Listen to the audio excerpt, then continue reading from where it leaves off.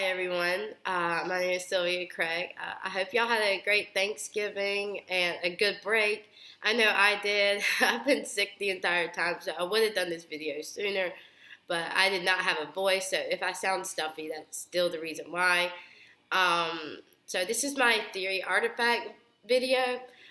So I'm kind of different from everybody else. I really like psychoanalytic theory, and I also like the person-centered theory, which can be seen as just an approach, but also like a theory. But so I really like those. So my video is going to be, uh, so I'm at my home right now, and so I'm going to use one of my cats for the video. So if y'all don't like cats, I'm sorry, but my cat's cute, so hopefully it'll be a good video. Thank you for watching. Hi, so I thought I would start off with the psychoanalytic, explaining that. So here is my cat. So don't judge. She's a little fat, but it's all right. Oh, so here she is. I love her. Her name is Winnie. Oh boy. Oh, okay. All right. I know. So basically, I thought cats would be a good way to describe the psychoanalytic theory because it's based a lot off of instincts. And so at first, Freud made it the libido, which was just sexual instincts, at which then he broadened to the life instincts, which is the purpose of survival and growth, development, creativity, and gaining the pleasure. So this is like where you gain pleasure. And then the death instincts, which is the aggressive drive, to survive. And then it goes on to describe the ID. I promise you, she looks angry, but I promise you she's not. Like, all you have to do is give this cat some attention, and she will stay right in your lap all day long. And then the next part is the ID, ego, and super ego. And then your ID is ruled by your pleasure principle. So I thought I'd give an example. This cat loves these little treats that we give to one of my other cats, my cat lady. And so, but she loves them, and she knows that if she keeps begging for it and begging for it, that eventually we're going to give her one just to shut her up. So that's her pleasure principle. Like, she's doing that, she's meowing, she's begging to gain pleasure, which is food for this cat. All you gotta do is give this cat food. Hi everyone. So sorry, I had to take a little cough break, sneezing break. So a person's ego would be they're ruled by reality principle. And these cats do have she does have her own little reality principle. For example, if they climb up on the dining room table or the kitchen counter, they're going to get in trouble. So that's the reality principle. Like, if I get on this, that's going to happen. So that's their decision making, because when we first got them, they would jump on the dining room counter because they saw food, or they knew that's where the food went.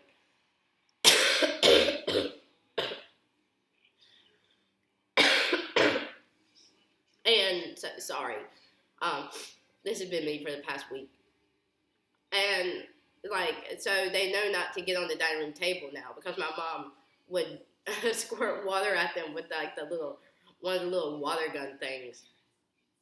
And then the superego is a person's moral code. So these cats don't really have a moral code, but I'll just give an example of one of my moral codes, which is treating everybody fair, which I think that's a lot of people's, is treating people fair and nicely. Because if you don't, then they're not going to treat you fair. So that would be Freud's some of the instinct things. I'm gonna let her down now because I think she's gonna start getting mad. Okay, so the next part of Freud's or a huge part of Freud's thing that is so unique to other approaches is the unveiling of unveiling of unconscious thoughts and behaviors, which so I will use her as an example. So we rescued these cats, and they had been like through a lot. They had been through like these different hurricanes that were outside, and so they were like skin and bone. And so we rescued them, and they did not trust us for probably about 3 years. Like, they had nothing to do with us. They were just living in this house. And so I guess that if Freud, let's see, there's another one walking around. But if Freud, like, counseled these, he would figure out, like, their unconscious motives, like, was why they didn't trust people. And that they didn't know. Okay. I mean, they don't know any better. That's just their personality, which was formed because they were, like, went through owner to owner. Okay, I'm gonna let her down now. But, so that's when, like, an individual can exercise choice. And it's when they, develop, like, defense mechanisms, which is where they deny reality, or they have defense mechanisms that they do unconsciously without them even knowing. She still loves me. She's sitting right here with me. Oh, she's gonna sit on my notes now. Thank you, Winnie, for that. And so then the psychosexual stages, which when Freud proposed these stages, he was way ahead of his time. And now I do think these are, I do think some of it's a little out of date, but I do think that it serves as a basis for a lot of different theories. And especially when dealing with infants or just like preschool age kids and like counseling them or something. So there's like the oral, anal, phallic, latency, and genital stage. And the genital stage is like goes throughout the rest of your life. And that's like sexual energy and things like that. And then the last little bit of psychoanalytic theory that I'll describe is the therapist's approach to counseling a client. This is where I would combine the person-centered approach, and this is like where I lead into the person-centered theory, is that the therapist focuses on transference. So that is where the client will make projections to reveal what their, like, the hidden meaning behind how they're acting is, or their, like, unconscious, like, why they do the things that they do. So I think that I like that, but this is where I would like to combine person-centered theory, because I think that you could unveil a lot of different important factors in a person's life if you combine the person-centered approach with psychoanalytic, because then not only will the client trust you, but you'll be able to see more positive change, I feel, because a client will trust you, and they'll be able to dig deep and like figure out like different emotions, and like that they will feel comfortable in the atmosphere, in the client counselor atmosphere, because they trust you. So yeah. Hi everyone. So for this video, I thought I would describe person-centered theory and how to incorporate that with psychoanalytic using my cat Phoebe. This is Phoebe. Yeah. You ready for this, Phoebe? So, for person-centered theory, it's pretty simple, what I like about it. So it's unconditional positive regard, genuineness, and empathy. So those are pretty self-explanatory. And the reason that I think that would help is, I'm going to use Phoebe as an example. So we rescued this cat after a hurricane. My brother actually found her, and she with skin and bones, was probably going to die within the next couple of days. And so we took her in and gave her unconditional positive regard, genuineness, and empathy for, like, we really cared for this cat. And if y'all saw what she looked like before, I might insert a picture.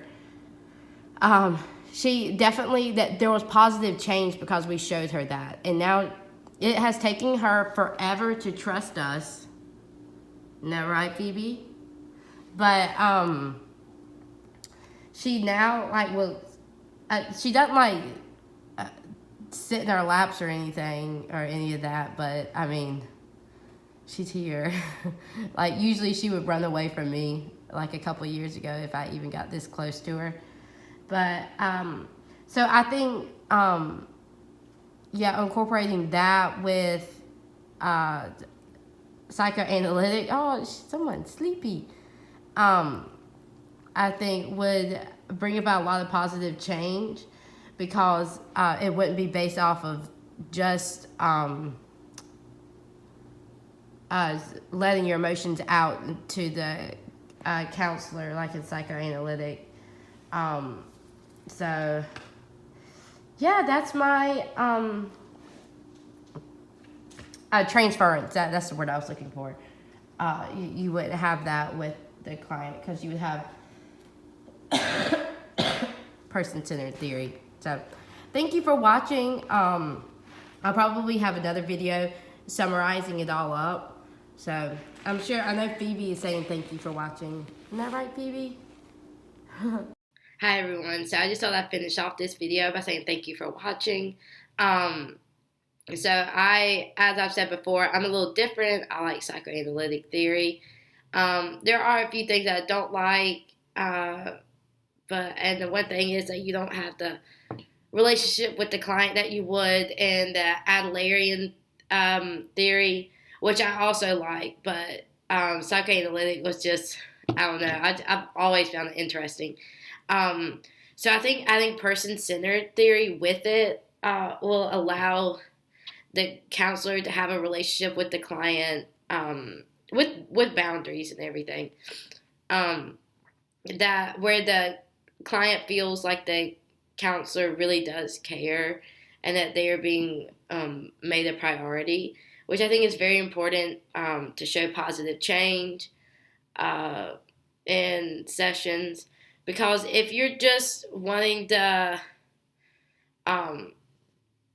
client to just let out their emotions onto you as a counselor, that, like, yeah, that would that might would help, but I think in the long run, creating that relationship with the client is what needs to happen, so that the client will always feel comfortable saying stuff maybe about their past that maybe they don't really want to bring up, and which in psychoanalytic theory, it's a lot about the past and how, like, your childhood and like what made you who you are today. It's a holistic approach to counseling, which is what I really like.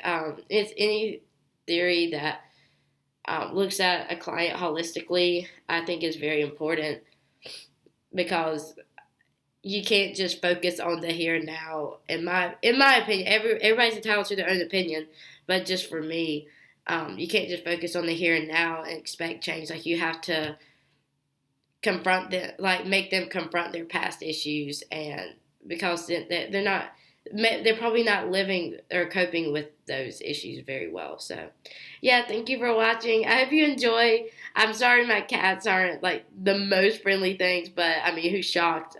Cats really aren't. But yeah, thank you for watching. I hope y'all had a great weekend and break, and look forward to hearing from y'all. Bye.